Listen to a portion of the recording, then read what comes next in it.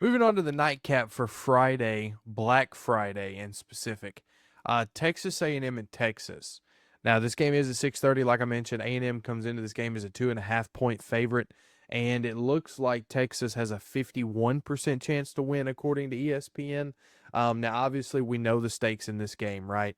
A&M wins, they're in the SEC title. If A&M loses, they are not in, or not the ACC, the SEC title. If A&M loses, they are not in the SEC title. So a lot of implications here in this game. And if Texas can win, some people are saying they have a chance to make the playoffs as an at-large bid. I don't agree with that, but some people are trying to catch steam for that. And I do want to call one thing here between these two quarterbacks real quick, Chase, before you go. There's been a big push for Marcel Reed for Heisman, and I've been on that train the past 3 weeks. He puts up video game numbers.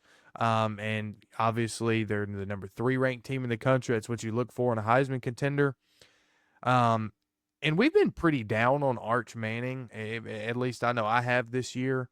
Their numbers are almost exactly the same. Matter of fact, Arch has, it looks like 11 more passing yards on the season, two less touchdowns, and one less interception. So very similar quarterback play from the two of these quarterbacks. Just kind of wanted to mention that because I know that one is getting the Heisman buzz and one fell off drastically from preseason. Go ahead, Chase. Yeah, I think the big reason from that is just expectations. We came in this season expecting Arch Manning to lead an undefeated season for Texas, win the national championship, win the Heisman, be a number one overall pick, and ride off into the sunset. He has absolutely not done that. If anything, a lot of people are wishing for Quinn Ewers to have had one more year, the way Arch has played a lot this season.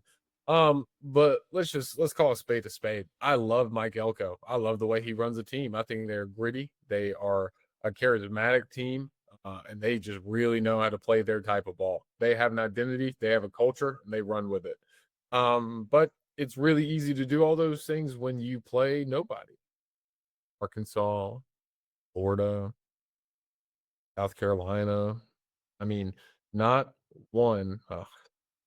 Really want to count LSU and Missouri? Sure. Ranked wins, whatever. Auburn, whatever. I don't know. I don't really care to count LSU at this point in the season. And you know me and Mizzou, we just have a hate relationship. There's no love there for me. So you haven't played anybody. Let's be honest, Texas A&M, and you struggled with South Carolina the last time out. You should have gotten routed in that one. Marcel Reed, again, like Freddie mentioned, put on one of the best performances we've seen all season long, and that's what has his name up in the Heisman conversation. Um, Texas has played, they've lost 3 games. Two of those two top end teams in Ohio State and Georgia. You got upset by Florida, and yes, Texas A&M has played Florida too. They beat Florida, whatever. Florida was just one of those loose games. I don't know. I haven't really figured out where Texas lands with me yet this season, and we're running out of time for me to find out because Texas, I'm like, man, like I'm at the wow, Texas is really good, and I'm like Florida. That's like, okay, feeling good to get Arches playing some ball, and it's like, oh, just You just played a great game against Arkansas. come on, like you play Georgia and you can't put up more than 10 points on a high flying Steve Sarkisian offense. So I don't know what's about to happen. This is either going to be 54-53 in triple overtime, or this is going to be a 12-9 score and in 4 quarters of play. I don't know what's about to happen. I think what most likely is going to show up the best, though, is Elko's defense. The Aggies play a really, really tough defense. They play stoutly, and they do it really, really well. But I don't think they hold Texas. I'm taking Texas in this game. So that would mean if Bama beats Auburn, an Alabama Georgia rematch for the SEC championship. There's an opportunity arising, yes. Wow. Wow. Look, here's what I'll start with for the Texas and Texas A&M game. Now, I'll start by talking to you, Texas A&M. All year, been reluctant to say we're here, we're good because of battered Aggie syndrome, and it's real. And you know who the number one culprit of battered Aggie syndrome is? The number one perpetrator? It's the Texas Longhorns. For most of your program's life, Texas has come up from behind you, dunked your head in a toilet, and laughed while they repeatedly pressed on the little lever. All right. Over and over and over and over again. And it was so bad that you left the Big 12, made a brand for yourself in the SEC, just for Texas to come riding in again and go, hey, the premier Texas school is here. All your worries are gone. You don't have to put up with that cult over there. The real University of Texas is now in the SEC. And you went, dang. And last year you could have went to Atlanta. You got Texas at home. The first time in the Lone Star Showdown, long time. What happened?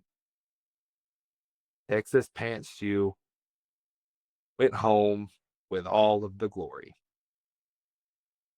You got to beat them to get to Atlanta, guys. If you lose to Texas, not only will you not go to Atlanta, you'll also fall out of the top 4.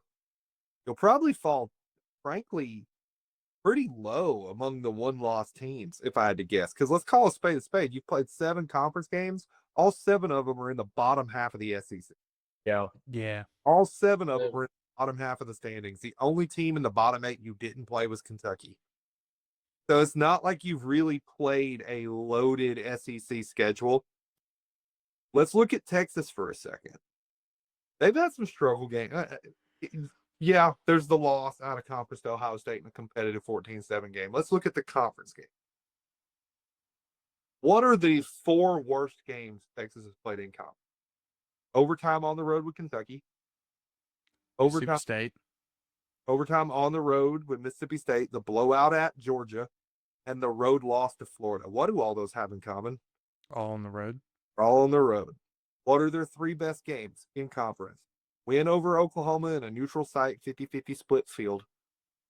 Blowout on Vandy at home. I know Vandy came back and made it close, but you handled them.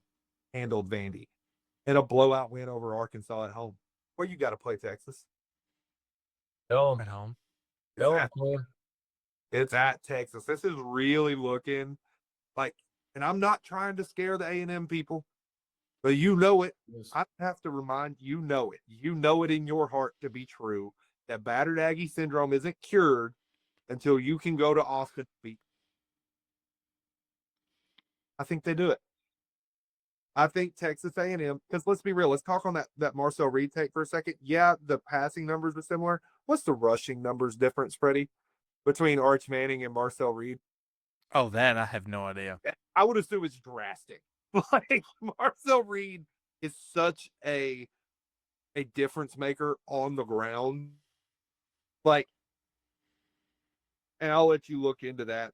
But I like A&M to get the win here. I think this game means a whole lot to them. I think they've had it circled. They know that this season feels like a disappointment if you run through the 7 of the 8 worst teams in the SEC just to lose to Texas. Texas isn't at the tippity top either. Frankly, they're not high outside of that bottom 8. So I like A&M to get the win here, but I think it's going to be crazy close. Yeah, it looks like Marcel Reed has almost 400 yards rushing. Arch Manning has almost 200 yards rushing. What's the rushing touchdown difference? That I did not look at. Okay. I don't know. I really just want to flip a coin here because that's where I'm at with these 2 teams because honestly, both of these teams I think are just as talented as one another. Both of these rosters are just as stacked as each other. The coaching difference probably minimal. I mean, we know that Sarkisian is a really, really good coach and upper echelon coach. And Mike Elko has risen to that occasion this year and has made his name known in that, I guess, level. So I really don't know where you look besides home field advantage, and that's Texas. A&M, I guess Texas, I would say, needs this win more because if you're A&M, you can afford a loss here and still make the playoffs. And honestly, wouldn't be a bad thing to miss the SEC title. Just saying. I don't like that take, but it's let's just be honest with ourselves. Getting that extra week off instead of playing a Alabama or Georgia would probably be beneficial for A&M. I really like Marcel Reed. I've been Quinn, I think me and you started that Heisman hype train for him 6 weeks ago. It seems. Notre Dame. I was on it. Yeah, okay, so 10, 11 weeks ago. Like, it was a long time ago. Um, I've liked what I've seen from A&M. Now, you can point to the South Carolina game and be like, ooh, they should have lost that game.